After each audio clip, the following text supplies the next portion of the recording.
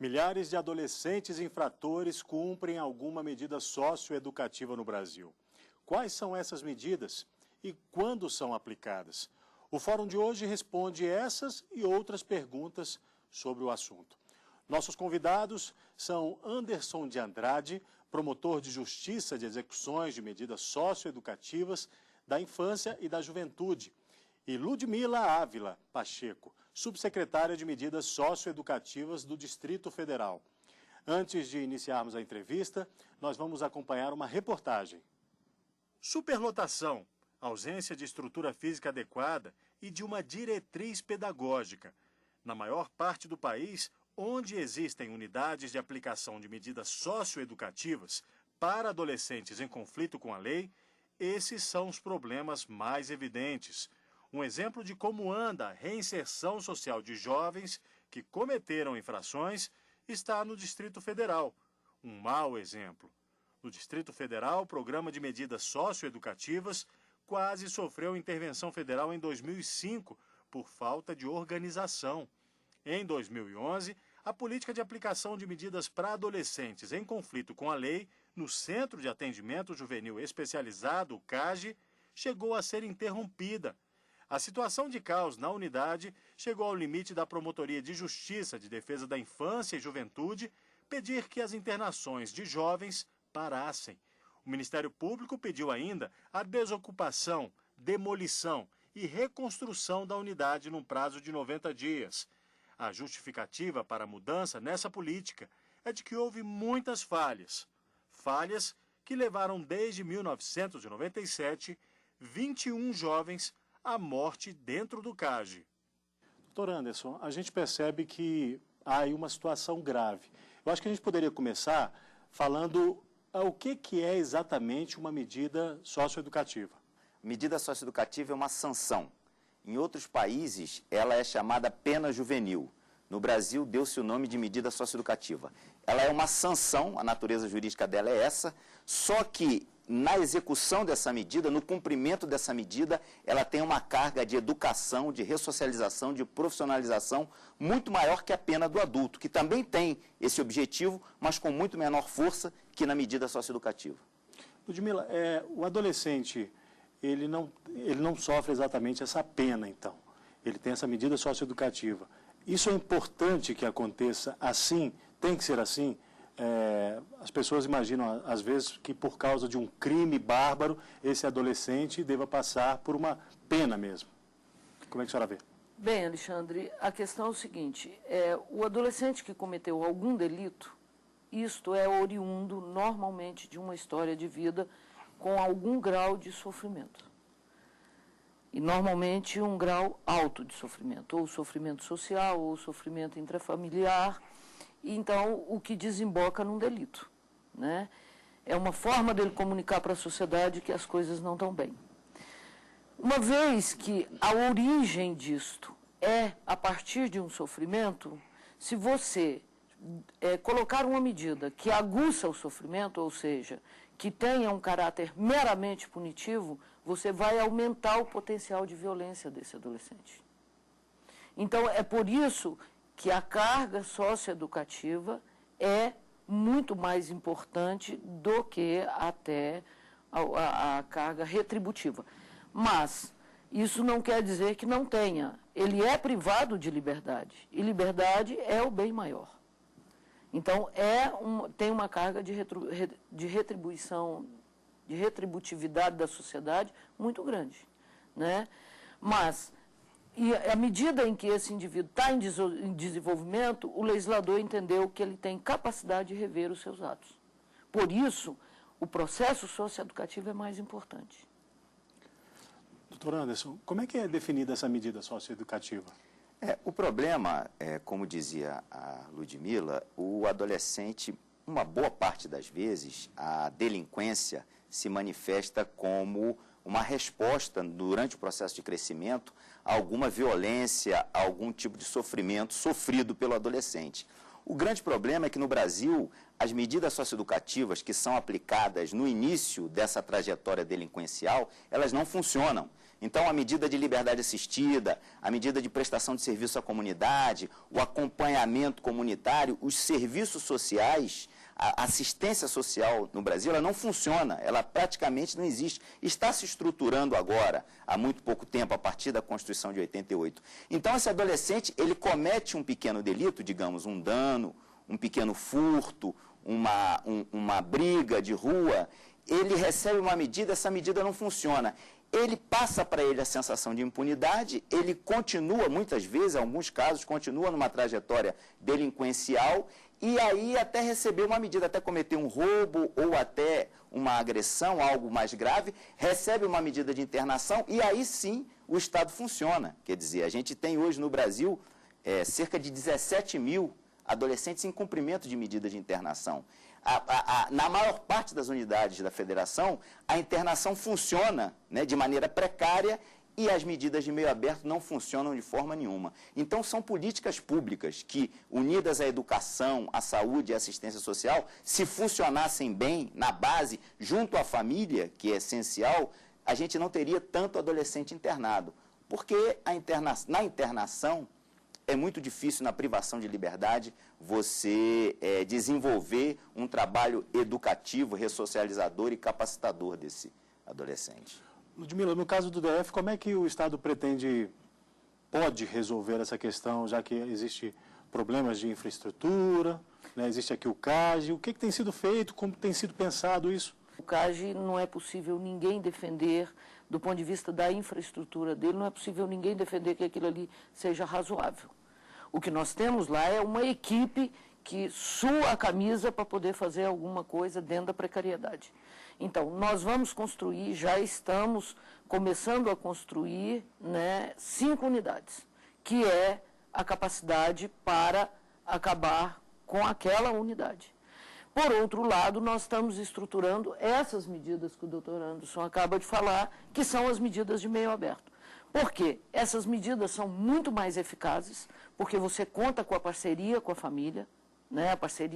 A família está lá acompanhando o adolescente, e a família, por mais dificuldades que ela tem um componente que você não acha, talvez no serviço público. No serviço público você pode construir uma relação de respeito, mas de afetividade, esta acontece no seio familiar. Tanto o afeto quanto o desafeto. Então, quando você conta com essa parceria com a família, os resultados são muito melhores. E estas são medidas muito mais baratas, né, do ponto de vista do Estado. São medidas que você consegue executar com um custo relativamente baixo. E eu concordo com o doutor Anderson. Ou seja, se nós estruturamos essas medidas, provavelmente nós teremos uma população de internados muito menor, muito menor. Doutor Anderson, essas medidas elas seguem um padrão, me parece, né, que é o PIA, né, o Plano Individual de Atendimento. Como é que é isso? A lei nova, a Lei 12.594, aprovada em janeiro desse ano, aprova o SINASE, o Sistema Nacional Socioeducativo. E ela dá centralidade a esse plano individual de atendimento, que todo adolescente que receber uma medida socioeducativa, seja em meio aberto ou em meio fechado, ele vai ter construído esse plano pelos técnicos executores da medida, junto com o sistema de justiça e, principalmente, junto com a família dele, para que a família participe desse processo em que o adolescente seja protagonista. E ali vão estar as metas que ele tem que cumprir durante a medida socioeducativa, os prêmios, quer dizer, os benefícios que ele vai receber cumprindo essas metas, ou as penalidades que ele vai sofrer caso não cumpra essas metas, que ele, junto com a família, os técnicos e o sistema de justiça, vão construir juntos. Há uma provocação até à população, e no senso comum se diz que essas medidas não funcionam. Como é que a senhora responderia a isso? Elas não funcionam exatamente porque o Estado não tem promovido a condição para elas funcionarem. Se elas tivessem minimamente as condições, elas funcionam sim. Dentro dessa precariedade, nós temos vários adolescentes, né, que saíram de lá e trilharam outro rumo na vida deles, né? Desde conseguir passar numa universidade, estar tocando o seu curso universitário com perspectiva de vida, né, até se engajar no mercado de trabalho, enfim, tem vários deles que trilham novos caminhos. E isto porque o sistema é precário. Se o sistema fosse razoavelmente organizado, você teria, eu avalio que 80% a 85% dos meninos, dos adolescentes, sairiam numa outra perspectiva. E aí sim, nós estaríamos contribuindo para a diminuição da violência, né? Porque se eles passam pela nossa mão e nós não temos condição de ajudar ele a trilhar outro caminho, ele volta para a sociedade e ele contribui para o aumento da violência. Então é preciso que a sociedade entenda isso, que a nossa missão institucional é fazer com que o adolescente contribuir para que ele possa trilhar outro caminho. Se é isso que a sociedade quer, menos violência, é isso que nós temos que fazer.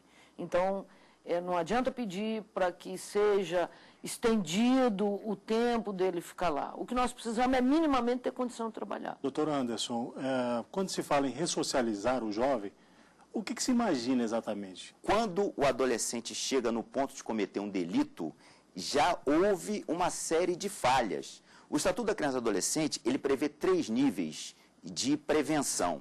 Ele prevê, primeiro, a garantia dos direitos fundamentais. Direito fundamental à convivência familiar, direito fundamental à saúde, direito fundamental à profissionalização, direito fundamental à escola. Pense você, se no Brasil houvesse uma escola de tempo integral, como há nos países desenvolvidos, nós teríamos muito, mas muito menos adolescentes infratores do que temos. Quer dizer, se todas as famílias brasileiras pudessem deixar seus filhos na escola às 8 da manhã e pegar às 5 da tarde, e essa escola fosse de qualidade, com um ensino bom e com um contraturno eficiente, com esporte, lazer e cultura, nós teríamos muito menos infratores. Então, esse primeiro nível no Brasil não existe, garantia de direitos fundamentais.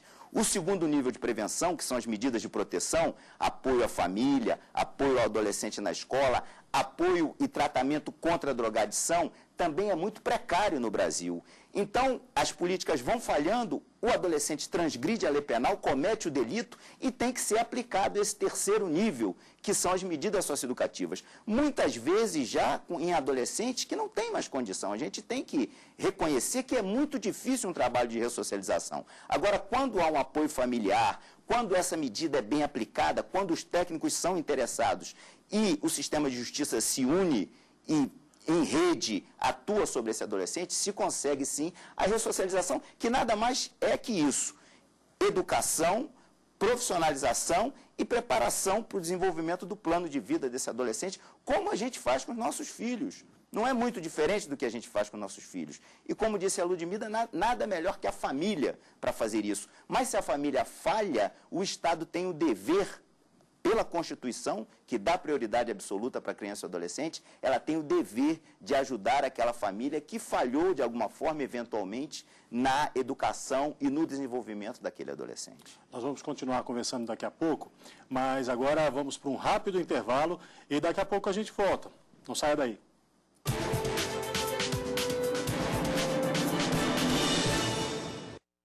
Quais são as medidas socioeducativas? Quando são aplicadas? O objetivo é punir ou ressocializar? O fórum desta semana responde a essas e outras perguntas sobre o assunto.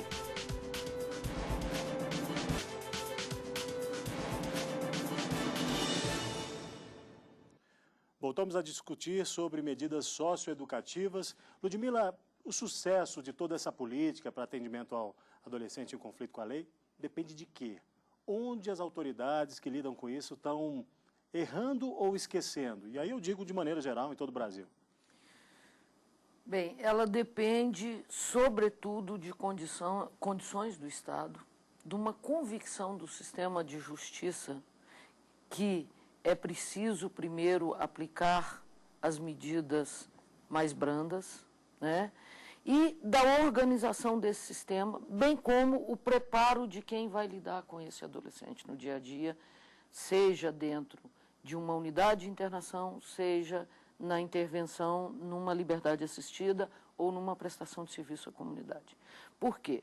porque esse adolescente pode ter sido privado das demais políticas, mas o que de fato desenvolve a questão delinquencial dele, normalmente são relações humanas que foram mal sucedidas, né? Então, um adolescente que chega em casa e apanha, quando criança, sem saber por quê, né? Sabendo já é complicado, imagina sem saber por quê. Né, que o pai chega alcoolizado e maltrata a mãe e faz horrores, esse adolescente está aprendendo na sua formação, né, que as relações humanas são degradantes. E ele vai repicar isso quando ele tiver maior, porque ele aprendeu. Né? Então, quando ele chega na medida socioeducativa, nós precisamos de reconstruir todo este processo. Ele precisa começar a acreditar que é possível ter relações humanas diferente. E isso não acontece só nas relações intrafamiliares, isso acontece nas relações sociais, né? Na escola, nos lugares aonde ele frequenta, né? Na turma, enfim. Isto acontece e isto vai formando nele uma convicção para quando ele estiver adulto. Só que antes dele chegar a ser adulto, ele passa pela adolescência, que já é uma fase difícil para qualquer um, né? Para todos. A fase da adolescência que é tranquilo para algum indivíduo, algo está errado. O senhor concorda? O senhor acha que a política... Eu concordo. Eu acho que o que falta no Brasil, por exemplo, né, na área de socioeducação, a gente fala medida socioeducativa. Quem é o profissional que trabalha com adolescente infrator, seja nas unidades, seja fora das unidades, nas medidas abertas? É um profissional para o qual não existe formação oficial. Né? Não existe no Brasil, como existe, por exemplo, na França, desde a década de 50, ou como existe na Colômbia, né? Para não irmos longe, não existe um curso superior ou um curso tecnológico de formação de socioeducador. O que o socioeducador tem que fazer? Quais são as pautas desse trabalho? Quais as linhas de conduta ele deve seguir? Então, é urgente no Brasil, e o governo federal parece que de alguma forma está tratando disso, que se criem cursos de socioeducador, que se regulamente a profissão de socioeducador, para que essa pessoa saiba, não de uma forma empírica no dia a dia, aprendendo sobre a marcha como se trabalha, mas que ele seja formado e que antes de ingressar na instituição, antes até de fazer um concurso público, seja exigido dele essa formação e que ele possa desenvolver esse trabalho de uma maneira mais eficaz, né? Porque realmente é complexo lidar com adolescente infrator, especialmente aqueles casos mais graves em que a família é ausente e esse profissional ele tem que ter uma preparação. E no Brasil, infelizmente, até hoje, com exceção de alguns cursos particulares, privados, não existe oficialmente nenhuma formação para esse profissional, que são milhares, né? Bom, já que passa pela questão da pedagogia, de como fazer e tal, o que fazer então, Ludmila? Exatamente isso. Formar os nossos trabalhadores, um curso muito bem pensado, porque não são, é um conhecimento que no Brasil ele não está sistematizado. Então a academia não dá conta de dar a resposta que nós necessitamos. Ela, em algumas áreas ela consegue, mas no cotidiano, no dia a dia, até porque a academia de uma forma geral não tematizou isso. Ela não vive esse dia a dia. Então, esse curso precisa ser formado numa perspectiva técnica, né? Ou seja, um curso em que o indivíduo vai exercitar a prática e vai refletir sobre a prática, né? E isso precisa ser feito. Nós estamos propondo, inclusive o doutor Anderson vai participar, né? De que nós façamos esse curso no Distrito Federal, ou em parceria com o Instituto Técnico Federal, ou na escola de governo. Os investimentos em relação a isso são muito altos? Não são muito altos. O problema é esse, é que isso foi abandonado, né? Até porque, como esse adolescente ele agrediu a sociedade, ele ficou abandonado no lixo, né? E junto com ele ficou também os trabalhadores, né? Então, é um momento de reorganização do país nesse sentido. E eu acho que é um momento muito profícuo, porque se nós não cuidarmos deles, certamente as papudas estarão mais cheias, né? as nossas unidades estarão mais cheias. E trabalhar esse servidor nessa perspectiva é outra coisa. É você também dar condição de uma atuação em que tem uma referência teórica, uma referência que foi experimentada cientificamente, né? E que você tem uma previsão do que você está fazendo. Porque hoje muitos dos nossos trabalhadores acertam, mas acertam por não se sabe nem muito por quê, porque aprendeu na prática. Não é isso. É o indivíduo que entra lá dentro, ele trabalha num sistema muito tenso. Então, ele precisa ter mecanismos para que esse trabalho dele também não seja a morte em si, né? Porque se você trabalha num ambiente extremamente tenso, você começa a adoecer muito cedo e morrer muito cedo. A gente vê isso no nosso sistema. Foi feita uma pesquisa no Distrito Federal em que nosso ramo de atividade é o ramo de atividade que mais tem licença médica. E as pessoas adoecem. Então, se você consegue preparar essas pessoas, vão estar trabalhando, né, de forma mais tranquila. Doutor Anderson, o que acontece de boas experiências pelo mundo afora em relação ao atendimento desses jovens, desses adolescentes em conflito com a lei? Posso citar a França, a Espanha, o Canadá, mas tive também oportunidade de conhecer, por exemplo, na Colômbia, como eu já citei, né, um trabalho muito bem desenvolvido, né? Instituições de internação onde não há, por exemplo, o que a Ludmila falou, essa tensão no ar, né? Na maior parte das instituições do Brasil, São Paulo, nem se diga, você entra na instituição e sente um ambiente tenso, pesado, né? Que não chega a ser de uma penitenciária, mas não é um ambiente realmente onde possa se dar a ressocialização. Então, você vê em outros países, né, que esse trabalho é bem feito, esse trabalho, claro, em primeiro lugar, você tem que ter unidades arquitetonicamente bem projetadas, unidades com poucos adolescentes, né, digamos, de 45 a 90 adolescentes no máximo, né, para se realizar um trabalho. Você tem que ter políticas públicas de assistência social que apoiem essa família. E, principalmente, você tem que ter, o que não existe no Brasil de forma nenhuma, um acompanhamento após a internação ou a medida socioeducativa desse adolescente. O que acontece com o adolescente após a medida socioeducativa? Ninguém sabe no Brasil, porque não há nenhuma... Veja você, há uma política para o preso. O preso no Brasil, depois que ele cumpre a pena, ele tem direito a um acompanhamento. Em todos os estados, quase todos os estados, há fundações de amparo ao preso. E o adolescente, que deveria ter, em tese, mais direitos que o preso adulto, né? Depois que ele cumpre a medida socioeducativa, ele simplesmente é abandonado, né? E, é claro, muitas vezes ele acaba indo para penitenciária também. Então, há uma série de medidas que devem ser tomadas e isso implica investimento do poder público, né? É isso que tem que ficar claro. O poder público tem que investir e investir na base, justamente para evitar a internação, para evitar que o adolescente cometa atos infracionais graves, delitos contra a vida, delitos contra a pessoa, né? Então, se houver um investimento nessas políticas públicas, na garantia dos direitos fundamentais e nas medidas de meio aberto, você vai evitar justamente a internação. Porque a internação, como a gente verifica, é uma medida muito complexa, de difícil execução, difícil para quem trabalha, para quem executa, e difícil também para o adolescente que sofre a intervenção estatal, que sofre a privação de liberdade. Ludmila, em quais casos, assim, normalmente o adolescente tem que ser internado? A senhora tem experiência nisso? De uma forma geral, a lei estabelece que todo adolescente que cometeu um delito grave, né, com grave ameaça à pessoa, violência e grave né? ameaça. Violência e grave ameaça.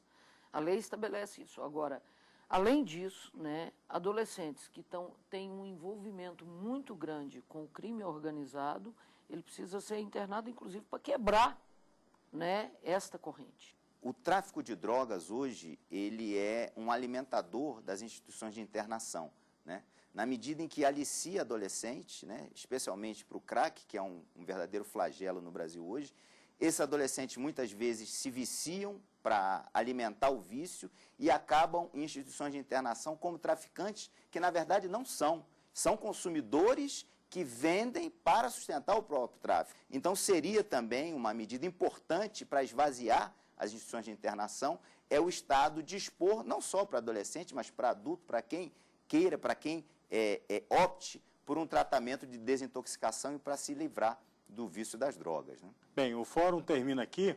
Muito obrigado pela participação, Anderson de Andrade, promotor de Justiça de Execuções de Medidas Socioeducativas da Infância e da Juventude, e Ludmila de Ávila, subsecretária de Medidas Socioeducativas do Distrito Federal. E você que nos acompanha pode enviar sugestões para o programa.